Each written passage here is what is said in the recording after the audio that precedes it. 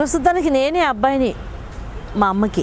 ఎందుకంటే అబ్బాయి లేని లోటు తీర్చడం కాదు, నేనే అబ్బాయిని. మా అమ్మకే కాదు, మేము నలుగురు అక్క చెల్లెలు అని చెప్పాం కదా, తదిమా ముగ్గురికి కూడా ఒక ఆవిడకేమో తమ్ముడిని, ఇద్దరికేమో అన్నయ్యని. అదనమాట. నిక్కరు చొక్కా వేసి పెంచారు. అది ఫ్రాక్ తెలీదు, నిక్కరు చొక్కా. ఒక ఏజ్ వచ్చిన తర్వాత ఇంకా పావడా వేసి పెంచారు. మా ఫాదర్ ఆర్మీ కదా, కొంచెం ఆ ధైర్యాలు కొంచెం వచ్చాయి.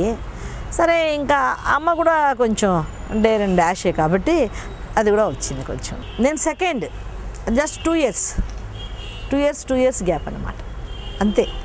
అక్కయ్య, నేను, నా తర్వాత ఇద్దరు ఉన్నారు. అదే అక్కయ్యకేమో తమ్ముడిని, నా ఇద్దరు చెల్లెలకేమో అన్నయ్యని. అలాగే పెంచిందమ్మ. ఎందుకంటే తనకు కొడుకు కావాలనుకుంది. సరే, ముగ్గురులో లక్షణాలు కనిపించలేదు, నేను కొంచెం డేర్ అండ్ డాష్ కనుక నన్ను అలా కొడుకులాగా పెంచుకున్నారు ఆవిడ. కాబట్టి చాలా ముగ్గురిని నన్ను సపరేట్గా పెట్టే పెంచారు ఆల్మోస్ట్. మా అమ్మ పెంచిన వాతావరణం ఏమో తెలియదేమో కానీ అలా నేను ఆ నెక్కరు, ఆ చొక్కా ముడి వేసేయడం, ఇలా బటన్స్ ఊడిపోయాయి కాబట్టి ముడి వేసేసుకోవడము. ఎంతసేపు మన సిగరెట్ ప్యాకెట్స్ ఉంటాయి కదా, పడేస్తారు, అవి కట్ చేసి అవన్నీ ప్యాక్ లాగా జోబులో పెట్టుకోవడము. ఎందుకంటే ప్యాక్ ఇలా పెట్టేసి దాని మీద మట్టి పెట్టి రాయి పెట్టి కొడితే ఎన్ని ప్యాకులు బయటకు వస్తే అన్నీ మనవి ఏరుకోవడం. ఒక గోళీ పెట్టి కొడితే ఎన్ని గోళీలు బయటకు వస్తే అవి మనవి అలా ఏరుకోవడం. ఒక జోబులో ఎప్పుడు గోళీలు ఉండేవి, ఒక జోబులో ఎప్పుడు ఆ ప్యాక్ అట్లా ఉండేది. ఇది గిల్లిదాండు ఉండేది, ఎనహాలు పెట్టుకుని గిల్లిదాండు తీసుకుని ఎవరు దొరికితే ఆ బ్యాచ్తో ఆట ఆడేయడం. ముందు మామూలుగానే ఆడేవాళ్ళు, కొంచెం ఏదైనా విషయం తెలియనంత వరకు కొత్త బ్యాచ్ వస్తే చాలా బాగా ఆడేవాళ్ళు. రాను బ్యాచ్కి తెలిసిపోయేది మన డామినేషన్. తెలిసిన తర్వాత మేము ఆడం అనేవాళ్ళు అనమాట. ఎందుకు ఆడరు, ఎన్ని రోజులు ఆడారు కదా, ఇప్పుడు ఎందుకు ఆడరు అని చెప్పడం అనమాట. అట్లా వాతావరణం ఏం లేదు. అమ్మ హౌస్ వైఫ్, మాకు అమ్మమ్మ కూడా ఉంది. ఎందుకంటే మా అమ్మమ్మకి కూడా ఆడపిల్లలే, మగ పిల్లలు పుట్టి ఎవరు పోయారు, కానీ మా అమ్మమ్మ కూడా అమ్మ దగ్గరే పెరిగారు. మా అమ్మ 11వ అమ్మాయి మా అమ్మమ్మకి. మా అమ్మకి నలుగురం కాబట్టి మా అమ్మమ్మ కూడా మాతోనే ఉండేది. ఎక్కువగా అమ్మమ్మ మాకు అన్ని పనులు చేసి పెట్టేది. అలా అంత అంటే వంట చేయడం దగ్గర నుంచి, ఆవిడ మాకు స్నానాలు చేయించిన దగ్గర నుంచి, జడలు వేయడం దగ్గర నుంచి అలా అమ్మమ్మ చూసుకునేది. తదిమా పనులని అమ్మ చూసుకునేవాళ్ళు. కాబట్టి అమ్మమ్మతో కూడా కొంచెం అటాచ్మెంట్ ఎక్కువ అనమాట. అమ్మ కంటే కూడా అమ్మమ్మతో కూడా కొంచెం అటాచ్మెంట్ ఎక్కువ. అమ్మమ్మకు కూడా ఎందుకంటే తనకి కొడుకులు లేరు, ఇక్కడ కొడుకులు లేరు అనేసరికి నేను కొంచెం మగపిల్లాళ్ళగా పెరుగుతున్నానంటే ఆవిడ నాకు సపోర్ట్ చేసేది. అంటే ఈ పిల్లలతో ఏదైనా గొడవ జరిగితే కూడా అమ్మ ఎక్కువగా ఇంట్లో లేకపోతే అమ్మమ్మని తీసుకొని వెళ్ళడం కంప్లైంట్ చేయడానికి. నన్ను ఆడనివ్వట్లేదు అంటే ఆవిడ ఎందుకు ఆడనివ్వట్లేదు, మా పిల్లోడి చేత పిల్లోడని చెప్పేది మా అమ్మమ్మ కూడా. మా పిల్లోడిని మీతో కూడా ఆడిపించుకోండి అని చెప్పేసి మా అమ్మమ్మ కూడా సపోర్ట్ అనమాట. అమ్మమ్మ కూడా తోడుందని చెప్పాను కదా, అలా అక్కడ ఇది. కానీ ఇంట్లోకి వచ్చేసరికి అందరం ఆడపిల్లలమే, నలుగురు ఆడపిల్లలమే. అమ్మ, తర్వాత అమ్మమ్మ, నాన్నగారు మాకు చాలా చిన్నప్పుడే పోయారు కాబట్టి అందరం లేడీస్ అయిపోయాం.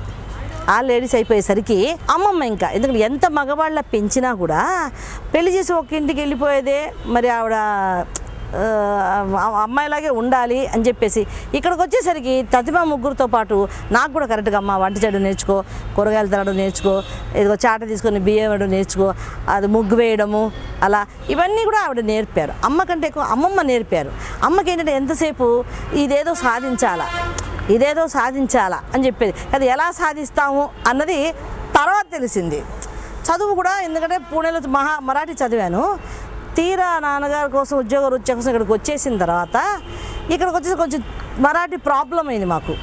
సరే జాయిన్ అవ్వాలి, ఏదో చదవాలి అనే లోపు నాన్నగారు పోయారు. నాన్నగారు పోయేసరికి ఇంకా ఆ చదువు గురించి ఇంకా మాట్లాడలేదన్నమాట. మాట్లాడకుండా ఇలా ఈ వాతావరణంలో పడిపోయాం అనుకోకుండా. నాటకం, సినిమా అంటే ఏదో ఆల్మోస్ట్ తెలుసు, నాటకం అన్నది అసలు తెలియదు మాకు. నాటకం ఒకటి ఉంటుంది, దానికి ఇలా స్టేజ్ మీద యాక్ట్ చేస్తారు. ఎందుకంటే అటు కానీ అటు 7 తరాలు కానీ 8 తరాలు నాటకం గురించి తెలియదు. మాకు ఇంటికి ఎదురుకుండా ఒక చీఫ్ ఇంజనీరింగ్ ఆఫీస్లో జాబ్ చేసేవారు ఆయన. ఇక్కడ హైదరాబాద్లో నాటకాలు ఎక్కువ అప్పట్లో. సరే వాళ్ళు ఏదో కొత్త పిల్లల్ని పెట్టేసి నాటకం ఆడుతున్నారు, వాళ్ళకి కూడా కొత్త హీరోయిన్ అయితే భయం లేకుండా ఉంటుంది, మరి కొంచెం ఎక్స్పీరియన్స్ ఉన్న ఆర్టిస్ట్ని తీసుకొచ్చి పెడితే తదిమా వాళ్ళు భయపడతారు అని ఆయన ఆలోచించి ఆయన అక్కడి నుంచి రోజు నేను ఆడే ఆటలు చూసేవాడు అనమాట. ఈ అమ్మాయి బాగుంటుంది కదా, ఈ అమ్మాయిని అడుగుదాం అని అప్పుడప్పుడే కొంచెం తెలంగాణలో మాకు తెలుగు కూడా అట్లా వస్తుందన్నమాట. మామూలుగా రాదు కదా తెలుగు కూడా అట్లా హిందీ ఎక్కువగా మాట్లాడారు. హైదరాబాద్లో హిందీ నడుస్తుంది. క్యారే క్యాబే క్యూనే ఖెల్తాబే ఇవే మాకు డైలాగులన్నీ ముందు మహారాష్ట్రన్స్ కాబట్టి. అతను మా అమ్మని అడిగాడు ఈ అమ్మాయి చేత వేషం వేస్తుంటే మా అమ్మ నవ్వింది. ఏమయ్యా ఆ పిల్ల చేత ఏమిటి వేషం అంటావు, ఏదో నాటకం అంటావు, మాకు దాని గురించి ఏం తెలియదంటే నేను నేర్పించుకుంటాను, మా అమ్మాయికి శ్రద్ధ ఉంది, నేను నేర్పించుకుంటాను, తను ఏది చెప్తే అది చేస్తుంది, నేను డైలీ అబ్జర్వేషన్ చేస్తున్నాను అమ్మాయిని చెప్తే సరే మీ ఇష్టం అని చెప్పింది మా అమ్మ. అతను తీసుకెళ్ళి నన్ను నేర్పించారు. జయరామారావు గారు అనేసి తీసుకెళ్ళి నాకు నేర్పారు. నేర్చుకున్నాను. ఫస్ట్ పర్ఫార్మెన్స్ రవీంద్ర భారతిలో ఇచ్చాం. అది ఆయన ముందే 4 రోజుల ముందు తీసుకెళ్ళి నాకు రవీంద్ర భారతి అంతా చూపించి స్టేజ్ అంతా చూపించి ఇక్కడ మనం ఆడతాం, ఇక్కడ లైట్లు ఇలా వెలుగుతాయి, ఇక్కడ మైకులు ఉంటాయి, ఇప్పుడు మనం రోజు రిహార్సల్ చేసేదంతా ఇక్కడ చెయ్యాలి అని అంతా చెప్పారన్నమాట. అదంతా చూసుకొని ఆ రోజు నేను చేశాను. అంటే నాకు ముందు నుంచి కొంచెం భయం తెలీదు, ఏదైనా చెప్పాలని వాళ్ళు కొట్టాలంటే కొట్టేసిన తర్వాత ఎందుకు కొట్టామంటే ఆవిడ కొట్టమన్నా నేను కొట్టాను అంతే, దర్శాలు ఎందుకు తెలిసేది కాదన్నమాట. అలా ఉండేది, భయం తెలీదు కాబట్టి మామూలుగా ఆడేశాను. కానీ జనం విపరీతం చప్పట్లు కొట్టారు నేను యాక్ట్ చేస్తుంటే. మనకు చాలా బాగా అనిపించింది, ఏదేదో బాగుంది అనిపించింది అనమాట. అక్కడ నుంచి అలా అలా ఏదో అప్పుడు అడప చిన్న నాటిగా అది వేసేదాన్ని. అక్కడ నుంచి ఏమైంది నాన్నగారు పోవడంతో బాధ్యత అంతా నా మీద పడ్డంతో ఇది నాకు